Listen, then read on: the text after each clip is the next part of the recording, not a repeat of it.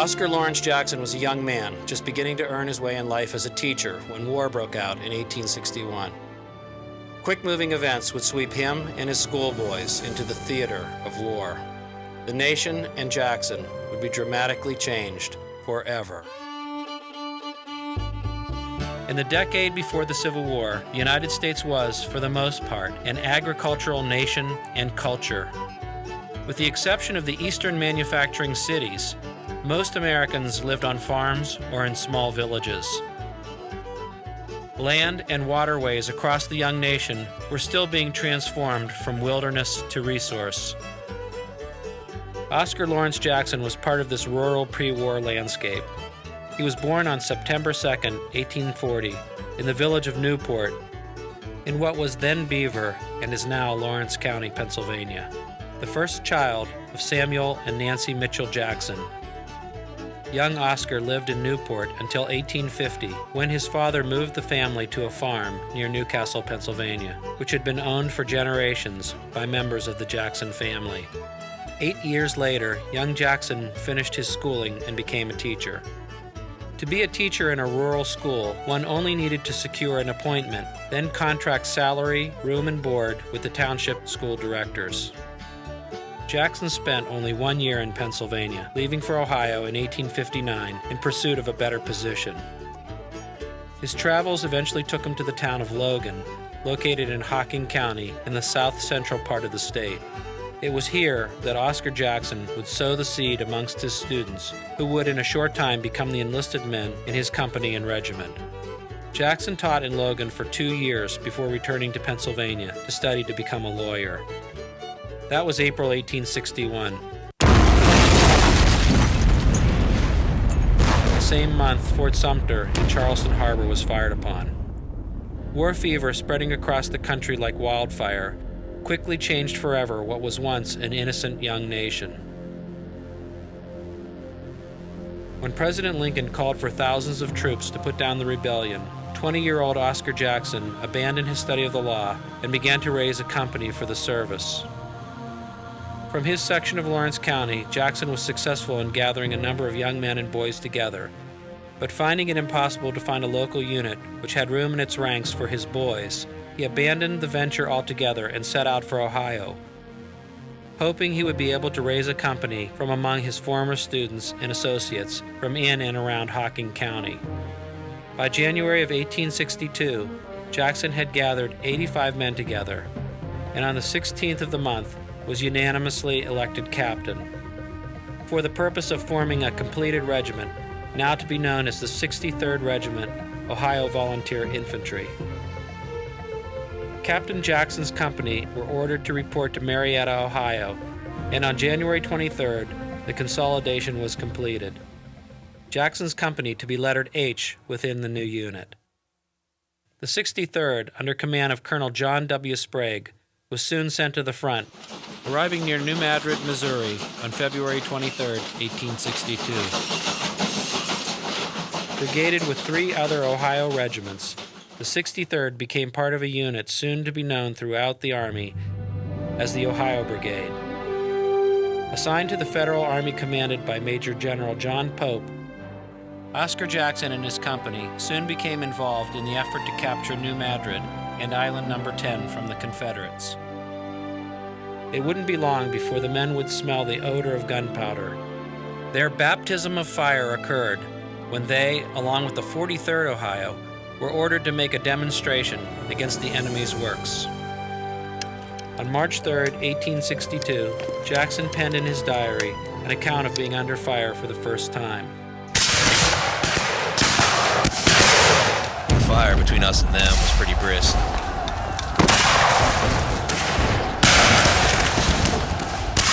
These were the first musket balls I heard whiz. They had not the unearthly sound of rifled cannon shots, nor the death-like crashing of heavy shells, all of which I have been exposed to this day.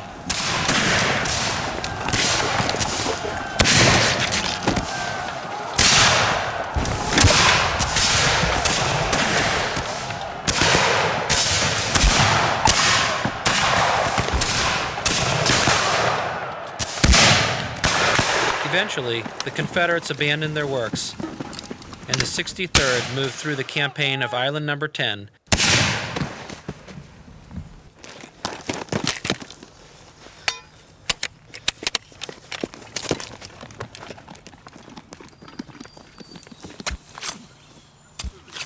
The campaign against New Madrid ended with its capture on March 14th, while Island No. 10 fell to the Federal Army on April 8, 1862. In late April, Jackson and the 63rd Ohio, as part of General Henry Halleck's Union Army, confronted a strong Confederate force under the direction of General Pierre Beauregard, positioned in strong defenses at Corinth, Mississippi. An important transportation hub located in northern Mississippi, where the Mobile and Ohio and the Memphis and Charleston railroads meet, Corinth, after a month-long siege, finally fell to Halleck's army on May 30, 1862. With Corinth under Union control, Jackson's regiment went into camp about 6 miles south at Big Springs. While in camp, Oscar Jackson was stricken with a severe attack of intermittent fever, and as a result, on July 16th, was granted a leave of absence with permission to travel home to Pennsylvania. After taking leave, Jackson returned to his regiment in mid-August, a much healthier man. In September 1862, a Confederate army commanded by General Sterling Price marched into Mississippi and captured the town of Iuka. The Federal Army at Corinth to the west, now under command of Major General William S. Rosecrans, marched against Price's force and on September 19th offered battle. It was here that Jackson's training as a teacher and his interest in literature led him not only to record, but reflect on what he saw in his battlefield diary. His entry for September 20th, 1862 is candid and still shows a curiosity to warfare as seen through the eyes of an unseasoned soldier. A battlefield is a strange, melancholy sight after the conflict is ended. As you walk over it, some strange curiosity impels you to examine the countenance of the fallen and the nature of their wounds. On an eminence, perhaps, the bodies of friend and foe lie mixed indiscriminately, showing where the struggle was warmest. A little farther on and you find them scattered as you reach broken or wooded ground. You hunt for them as for strawberries in a meadow. Then the different postures of the dead. Some fall instantly. Others struggle into the dark region of the hereafter, whilst many, placing themselves in fantastic or grave positions, appear to leave life as if it were a farce or a calm meditation. On the battlefield, I count 40 dead bodies on one spot the size of 4 rods square. An old soldier here called my attention to a curious circumstance, and that was the peculiar expression on the faces of those killed by the bayonet. They have a contorted appearance, as if cramped, that enables them to be selected from among a pile of dead from those who were otherwise slain. There were only a case or two of this kind. They are very rare on any battlefield. Rosecrans harassed Price's retreating army for a short distance, returning most of his victorious men to the defenses of Corinth by the end of September. However, it would be on October 3rd before the division of Brigadier General David Stanley, to which Jackson's brigade belonged to, would arrive back in Corinth. After his victory at Iuka, General Rosecrans worked feverishly to strengthen the defenses around Corinth, calling in all available troops from around the region and setting a small army of contrabands to work digging and constructing a mile-long line of trenches and earthworks just outside the northern fringes of town. Abattis was felled to cover weak spots in the line, and by October 3, 1862, most of the work was completed. By now, 2 Confederate armies, Major General Earl Van Doren's Army of West Tennessee and the other, Sterling Price's, had formed a juncture north of Corinth. General Van Doren, who commanded the combined force of some 20,000 men, determined it was necessary to attack Rosecrans at Corinth, and as such, on October 3, 1862, set his army in motion to meet his antagonist in battle. General William Rosecrans, commanding the 20,000-man Federal Army of the Mississippi, anticipated Van Doren's movement and accordingly positioned a significant part of his army in the old Confederate earthworks 2 miles north and northwest of Corinth. These men were under orders to determine the strength and the direction of the advancing Confederates, offer them as much resistance as was prudent, and then fall back to the newly built inner line of fortifications near Corinth. General William Rosecrans and his leading generals felt assured that if the Confederates chose to attack these inner works, they would be smashed and victory won. On the morning of October 3rd, Oscar Jackson, his regiment, and the rest of Stanley's division arrived at Corinth and filed into line on the far left of the Union Army, protecting the Kossuth Road leading to the west. Throughout most of the day, General Van Dorn's veteran army attacked the Union troops, holding the outer defense works, driving them inch by inch back towards Corinth. As the night approached and the bloody fighting died down, the Federal troops settled into Corinth's inner works. Tomorrow promised to be another day of fighting. As Stanley's division had been held in reserve during the October 3rd battle, Oscar and his comrades luckily escaped that bloody fighting. During the evening, however, Stanley's division was shifted to the right, with instructions to cover the ground on both sides of the Memphis and Charleston Railroad, this move placing them just about in the center of the battle line. At about 10 p.m., the Ohio Brigade, under the command of Colonel John Fuller, was directed to occupy a piece of ground in defense of a key position known as Battery Robinette. An earthwork redan constructed next to the Memphis and Charleston Railroad, Robinette mounted 3 20-pound Parrott rifles and was served by gunners of the 1st United States Infantry, commanded by Lieutenant Henry Clay Robinette.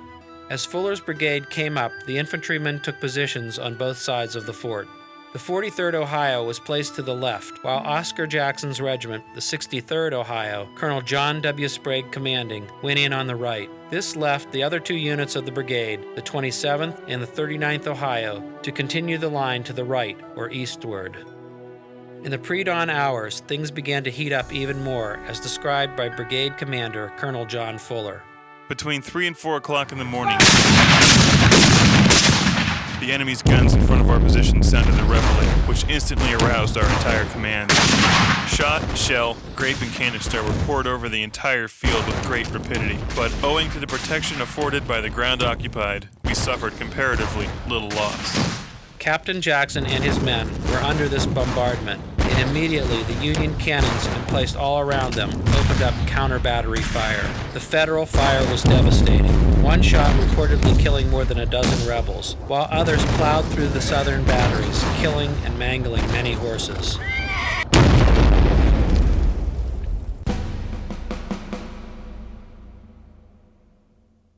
Shortly after this early morning sparring, the main Confederate attack began. In front of Battery Robinette and its infantry support, Fuller's Ohio Brigade, the attack was made by units of Confederate General Dabney Maury's division.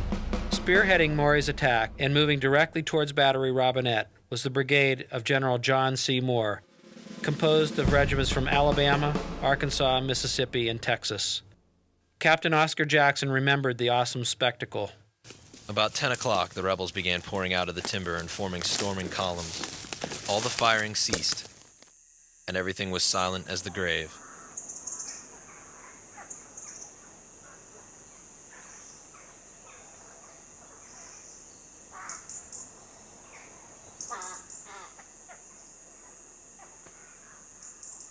From his position, Jackson thought that the Confederates looked as if they would never stop coming out of the woods. Captain Jackson looked at his company, some 33 men strong, and couldn't help but observe that this type of advance seemed to be very trying on the nerves of the men, and that they seemed to be affected by it. Later he wrote an account of the minutes leading up to the clash of arms. My men were in line, and I knew they would stand fire, but this was a strong test. I noticed one man examining his gun to see if it was clean, another to see if it was primed right, whilst others were pulling at their blouses, feeling if their cartridge boxes or cap pouches were all right, and so on. But all the time, steadily watching the advancing foe. Shortly before the battle was joined, Captain Jackson addressed his men. If the butternuts come close enough, remember you have good bayonets on your rifles, and use them. Marching straight for the position occupied by Jackson's regiment, General John Moore's battle-hardened brigade included a unit considered to be among the best regiments in Van Dorn's army, the the 2nd Texas Infantry. Commanding the regiment as it moved ever closer to Battery Robinette was Colonel William P. Rogers, a very capable and gallant leader who during the Mexican War had commanded a company in Jefferson Davis's famous Mississippi Rifle Regiment. He and his regiment would figure prominently in the action to come. As the enemy grew nearer, Fuller's brigade was ordered to lie down, and then, in Captain Jackson's words, when the enemy got close enough, we were to fire by companies. And as the butternuts closed within 30 yards of Jackson's company, he described the scene. And as soon as I saw their heads, still coming slowly, I jumped up and said, "Company H, get up. Ready? Aim. Fire!"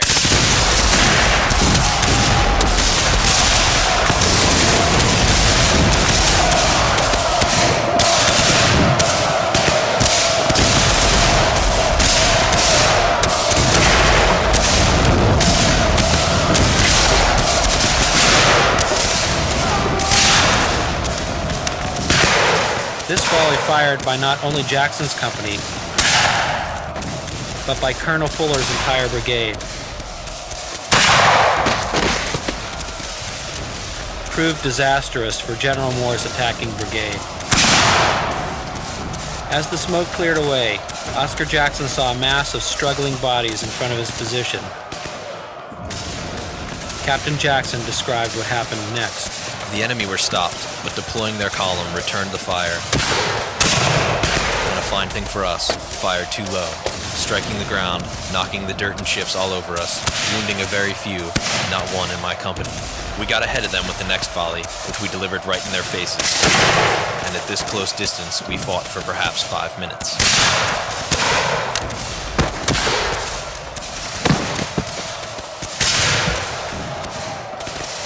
Although the Confederates were falling back in front of Battery Robinette, they had no thought of quitting the field and soon began preparing for another attack. Now, some 40 minutes after their first attack had ended in failure, the bloodied men of Maury's division attacked again. Raising the rebel yell and charging at the double quick, they headed toward Battery Robinette once more.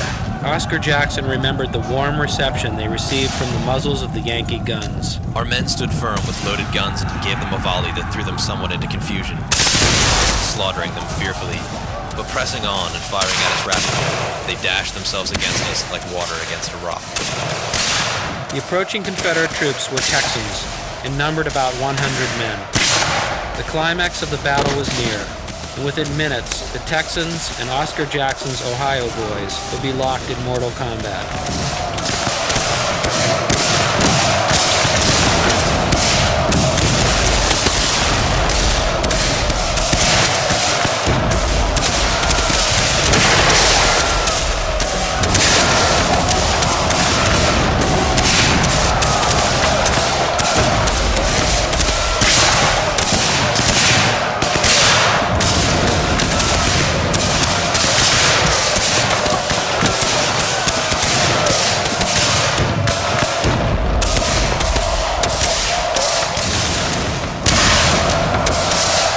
Next instant, the Texans began yelling like savages and rushed at us without firing.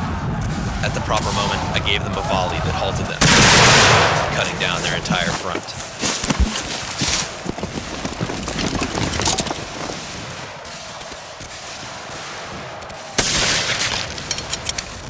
The surviving Texans fixed bayonets and rushed Jackson's Company H.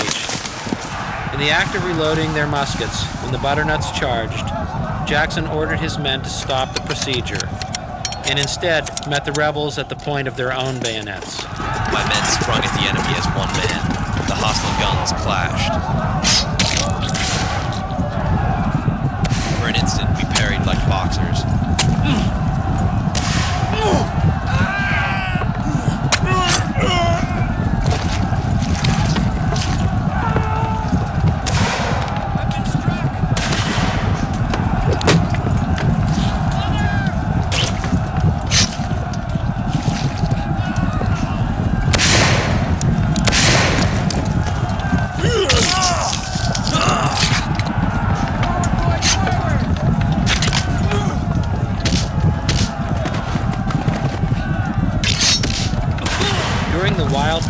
fight with the Texans. Jackson himself was injured when a Confederate soldier struck him in the face with the butt of a musket, and causing him to drop his revolver, which he had been shooting at point-blank range at the enemy. After the battle, Jackson claimed he could barely remember the blow. Hand-to-hand we fought them. A few of the enemy rushed around my left to my rear to get at the guns, and 2 rebels were killed in rear of my line in single-handed combat. Corporal Selby killed a rebel with his bayonet there, and plunged his own bayonet through the body of the Texan, who fell dead with Selby's bayonet sticking in his body. In addition to Jackson's company, several fresh Union regiments pushed forward in defense of Battery Robinette, while others rallied, including his own 63rd Ohio, all combining to seal off a temporary breach in the Union line. The Confederate attack had spent itself, and the survivors now began to fall back toward their own line. The battle was just about over. Another, falling with a mortal wound, Sergeant Robert Terry.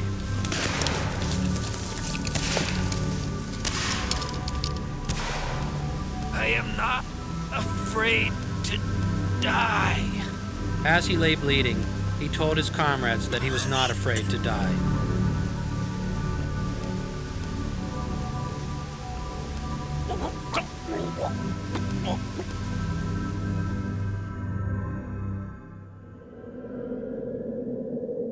As the enemy retreated, the men of Company H continued to fire at them. While Jackson stood a little in front of and at the head of the company, urging them on. Just before the rebels went into a ravine, Oscar saw one of the Texans turn and fire at him. I was struck in the face and fell backwards. It felt as if I had been hit with a piece of timber. So terrible was the concussion, and a stunning pain went through my head. I thought I was killed. It was my impression that I would never rise. But I was not distressed or alarmed by the thought that I was dying. It seemed a matter of indifference to me. When I got to my feet, I walked to the rear a few yards till I came to the trunk of a fallen tree. I was too weak to cross it, but I observed Private Frank Ingmeyer sitting on the tree trunk, and I said, "Ingmeyer, help me over." "Yes," he replied. "Let me help you across," and gave me his left hand. I then noticed his right arm was dangling at his side, his hand dripping in blood. His wrist had been shattered by a ball. But then, I felt my hands slipping off his arms, and I sank to the ground, unconscious.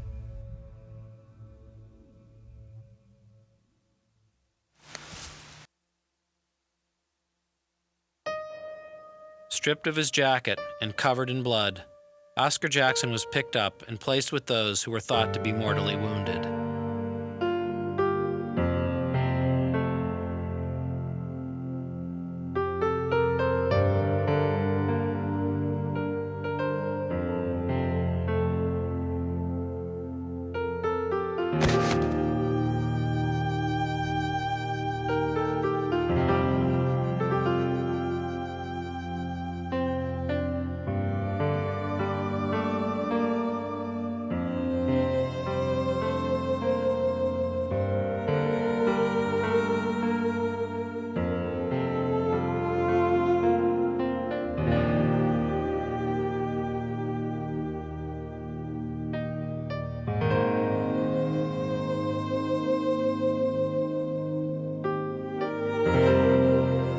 Left for dead for several hours, he was eventually found and taken to a field hospital.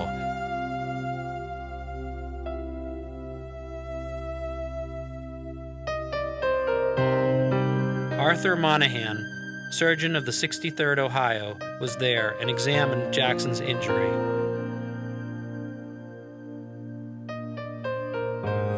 Inserting a probe into the wound, Monahan soon gave up extracting the ball, fearing that further probing or an attempt to remove the round might result in the complete destruction of Jackson's eye.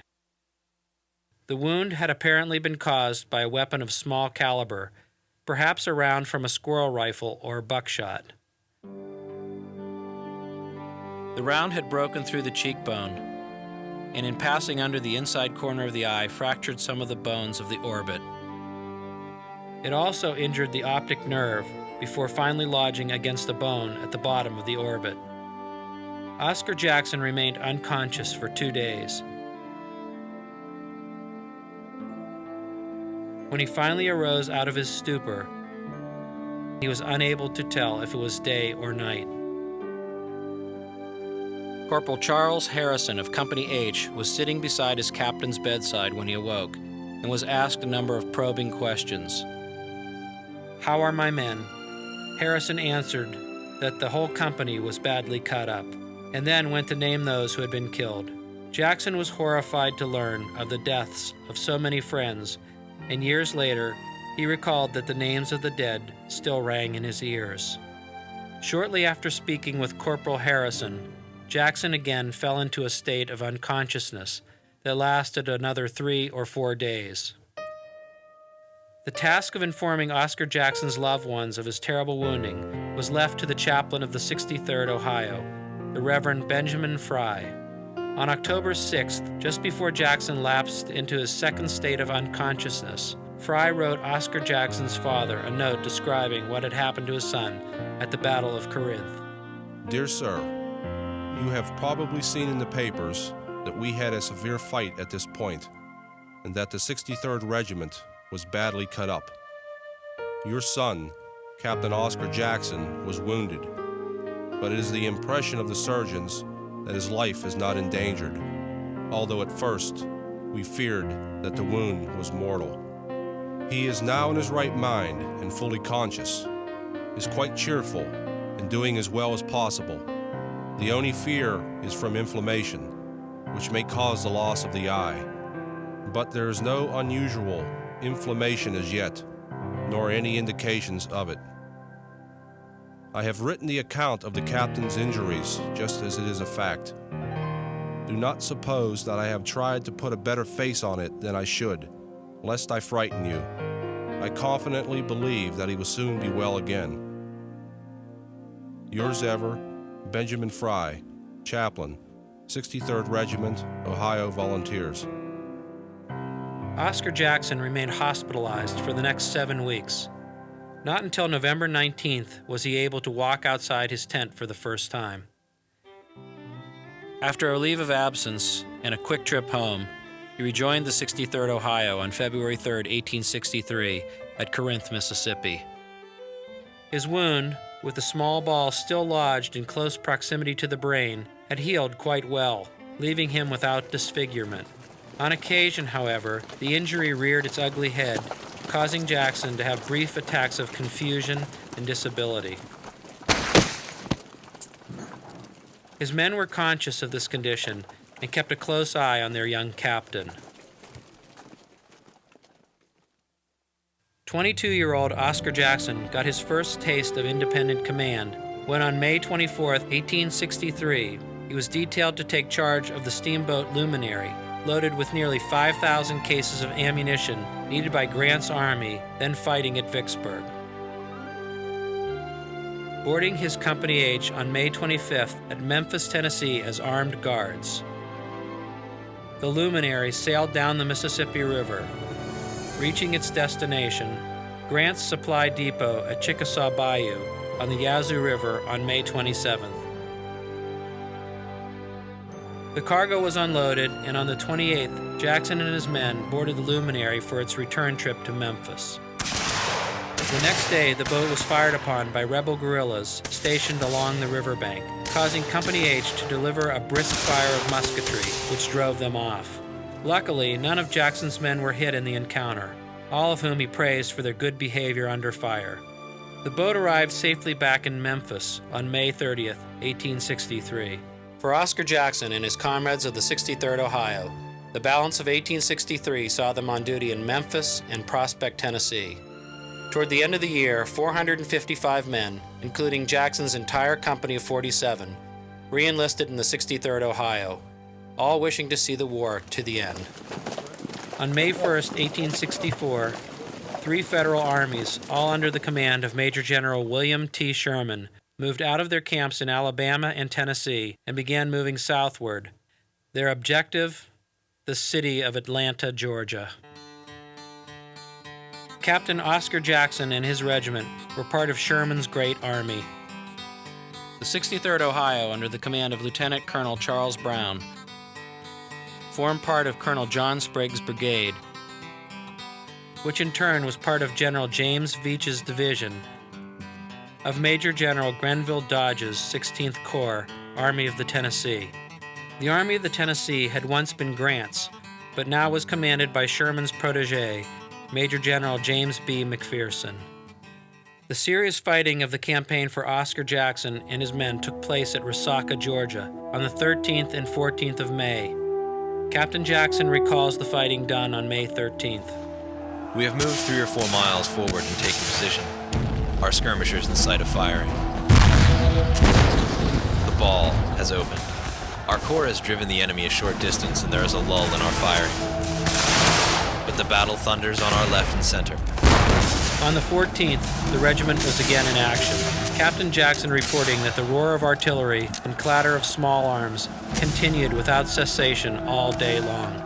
Late in the afternoon, after having suffered 9 casualties, the 63rd Ohio was relieved by another unit, retiring amidst the crash of musketry and the yells of men fighting all along the line.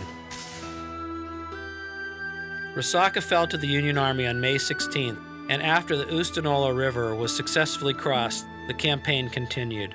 For Oscar Jackson and Company H, the next encounter with the enemy would come on May 27th near Dallas, Georgia.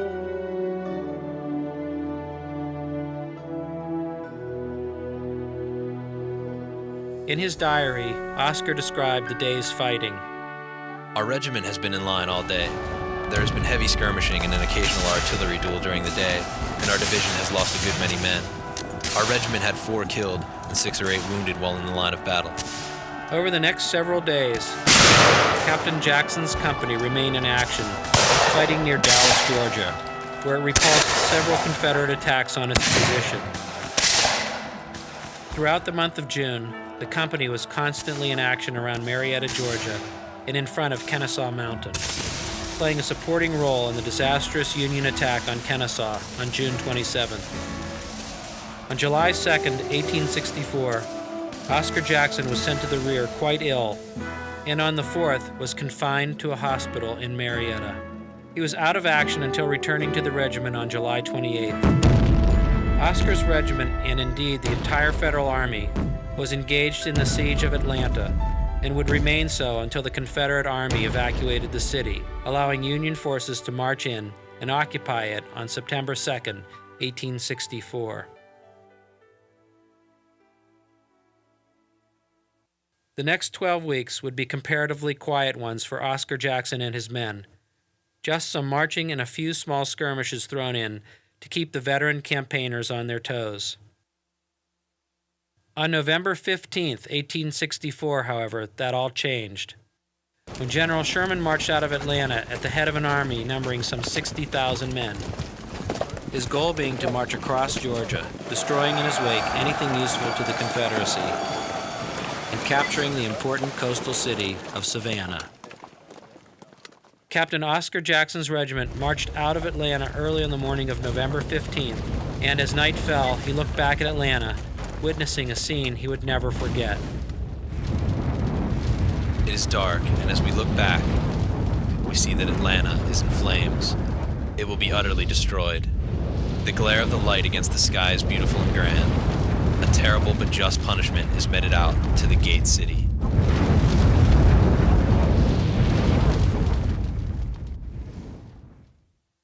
General William Tecumseh Sherman's march across Georgia was devastating. Very little resistance was shown him by Confederate forces, and as a result, only very light casualties were incurred by his marauding army. As Sherman's columns marched, town after town fell.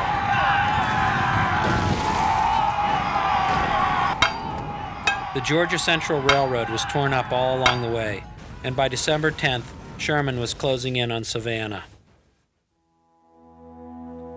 The Confederates held on to the city until December 20th, when it was evacuated and immediately occupied by Union troops. Sherman's march to the sea was over. Oscar Jackson visited Savannah on December 26th and remarked that the city was compactly built of good brick houses and is bountifully supplied with live oak trees for shade.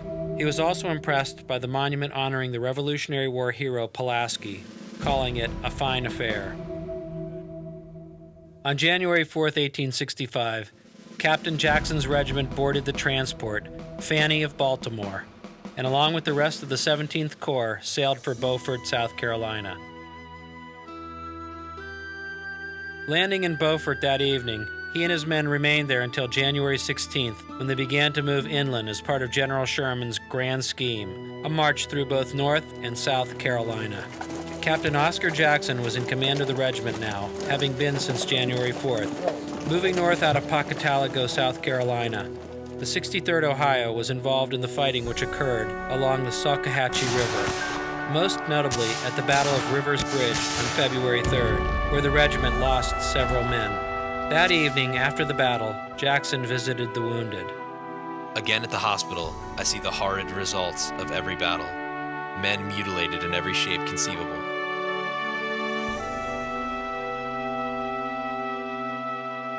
Groaning, begging for assistance, and gasping in death.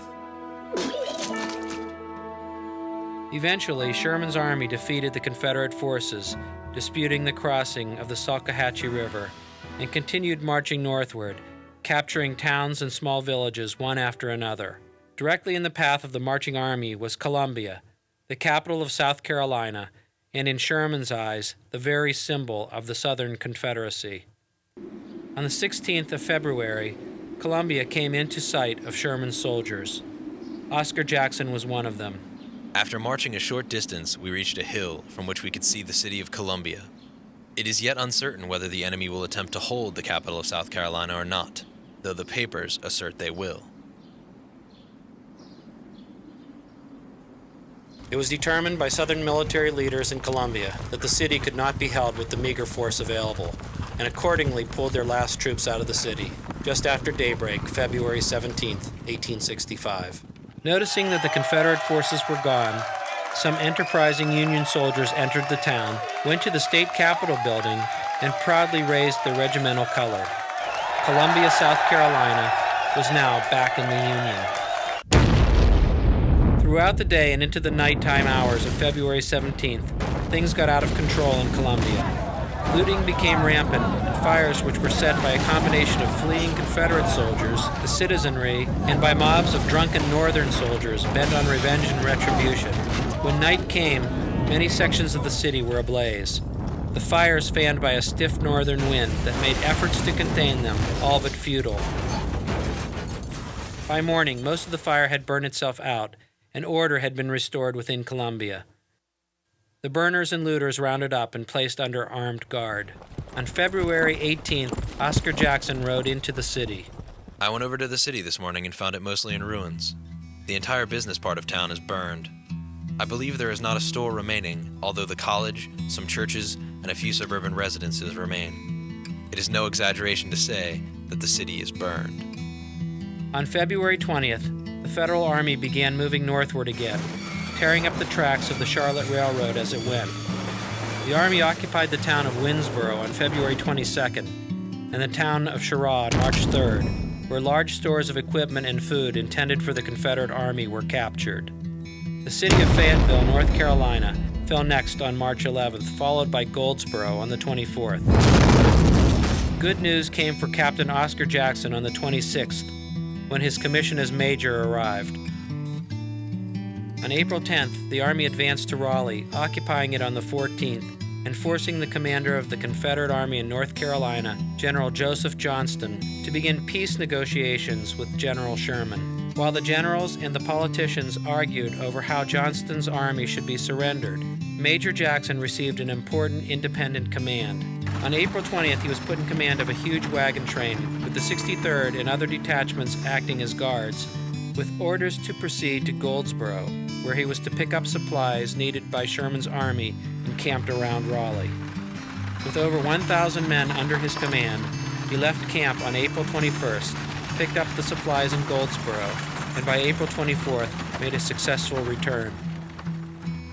2 days later, on April 26, 1865, at Bennett's house near Raleigh, the surrender terms were agreed upon, and General Joseph E. Johnston's proud Confederate Army laid down their arms at last. For Major Oscar Jackson and his men, there was wild jubilation over the events. The war was over. They had preserved the Union, and they were going home. A few days after the surrender, Major Jackson sat down and penned some final thoughts on the end of the war. I can scarcely realize that the war is over. The change is so great. My heart is filled with gratitude to Almighty God, who has granted such success to our arms and has so mercifully preserved my life through the dangers I have passed during the last 4 years in camp and field. After Johnston's army surrendered, Sherman's men were ordered to march to Washington to take part in the Grand Review, taking a route which led through the former Confederate capital of Richmond and the city of Fredericksburg. Sherman's veteran legions arrived in the vicinity of the nation's capital on May 19, 1865. Once there, the Western troops spruced up as best they could, scoffing when an order was read that they were to draw army forage caps to improve their appearance. On May 23rd, the Army of the Potomac, 100,000 strong, marched down Pennsylvania Avenue in review, a crowd of thousands watching as they tramped by. The next day, May 24th, was reserved for Sherman's men, bronzed veterans of Shiloh, Vicksburg, Chickamauga, Atlanta, and countless other battles. 24-year-old Major Oscar Jackson and his 63rd Ohio Volunteer Infantry marched with the Army of the Tennessee that day, Jackson leaving behind a most memorable account of the Grand Review. We marched in column of company, closed in mass, and took the cadenced step just before reaching the capital.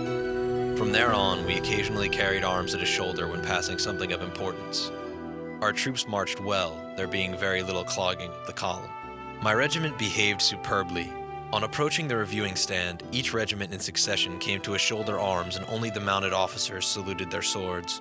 Some of our regiments took with them their pack mules and such like, which were a great curiosity to Eastern people who had referred to our mules as bummers. In addition to parading his regiment, the Grand Review also provided Oscar with the chance to see his teenage brother, Edwin, who was serving in the defenses of Washington with the 6th Pennsylvania Heavy Artillery. With the review over in a few short hours, Jackson and his men returned to camp, where they would remain until early June of 1865.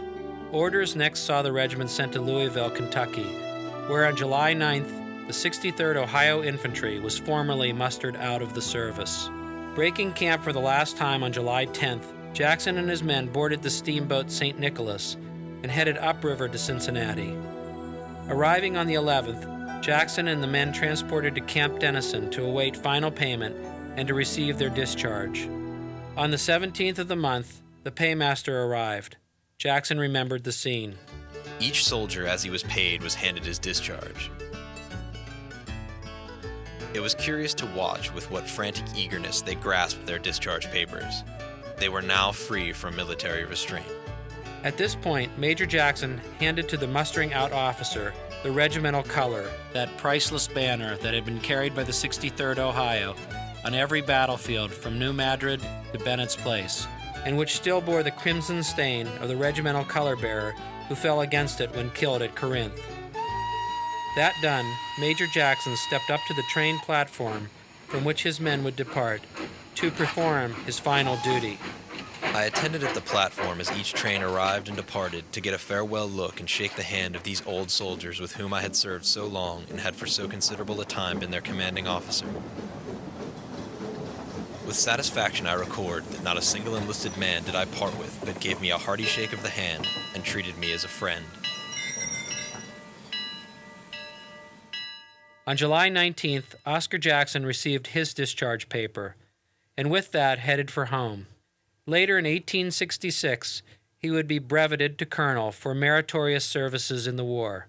He had done his full duty and was at last free to resume the life he had left back in that long ago summer of 1861. Oscar returned to Lawrence County, Pennsylvania, and resumed his study of the law, being admitted to the bar in 1866. He opened a law office in Newcastle, the county seat, and devoted himself to his profession. In 1868, he was elected district attorney for Lawrence County, serving in that capacity until 1871. A lifelong Republican, he was elected to the U.S. House of Representatives in 1884 and again in 1886, where he represented the 24th Pennsylvania District. Ironically, when elected to Congress, he was joined by a fellow Republican representative, Charles Brown, his old friend and former colonel of the 63rd Ohio. His participation in veterans' activities gave him much satisfaction. He kept in touch with his boys of the 63rd Ohio, attending nearly every reunion and serving as president of the Regimental Association for many years. Oscar never married, but had a great fondness for children, taking time to speak to all youngsters in his neighborhood, who affectionately called him the Colonel. Perhaps his greatest legacy was his name, for at least 19 sons of friends and members of his regiment were named after him. Over the years, he traveled the world, visiting Great Britain, Spain, Italy, Hungary, and Russia, but he loved his country most of all, visiting most parts of it. In 1915, he returned to Washington, D.C. for the 50th anniversary of the Grand Review, proudly reporting that at age 75, he walked the entire route. Toward the end of his life, attacks caused by his old war wound became more frequent, and a heart condition gave him much trouble. On February 16, 1920, he suffered just such an attack, but this time he did not recover, passing away at the age of 79. Funeral services for Colonel Jackson were held at Newcastle's United Presbyterian Church and were attended by many friends, including members of the bar, aged veterans of the Civil War, and representatives from various veterans organizations.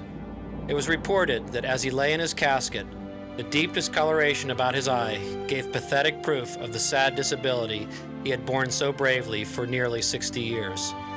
Surviving him were his brothers Edwin and David, and sisters Mary, Anna, and Jane.